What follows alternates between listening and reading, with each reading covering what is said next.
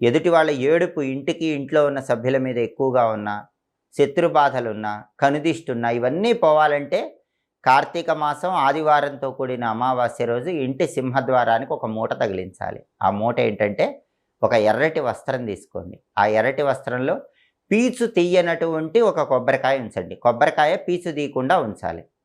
అలాగే గుప్పెడు నవధాన్యాలు ఆ ఎర్రటి వస్త్రంలో ఉంచండి. అదేవిధంగా ఒక ఇనుప మేకు ఉంచండి. కొద్దిగా పసుపు, కొంచెం కుంకుమ వేయండి. వక్క కాయలని ఉంటాయి. 11 వక్క కాయలు వేయండి. 11 మిరియాలు వేయండి.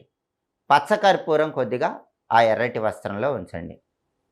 ఇవన్నీ కూడా ఉంచిన తర్వాత ఆ వస్త్రాన్ని మూట కట్టి ఆ మూటని ఇంటి గుమ్మం ముందు వేలాడదీయండి.